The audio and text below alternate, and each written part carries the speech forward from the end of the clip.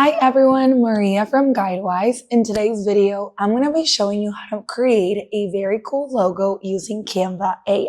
If this helps, don't forget to like the video, subscribe to the channel. It really helps us a lot. Okay, so the first thing we're going to do is open up Canva and we're going to click on templates. Remember that to use Canva AI, you do need to have the pro version. I really think it's worth it, guys. It gives you many features that you can use on a daily, especially if you're starting a business or you are a business owner. It's going to help you a lot. So right here under what will you teach today, we're going to go ahead and click on Canva AI. And then we're going to describe the idea that we have. So let's say you're opening up a nice little coffee shop and you want to create a nice logo for it. So I'm going to say something like create a logo for a coffee shop based in Miami. Maybe let's say that you want to use neutral colors because that's your preference. And for the purpose of the video, I think neutral colors go with the aesthetic of a coffee shop. So I'm going to say use neutral colors and make it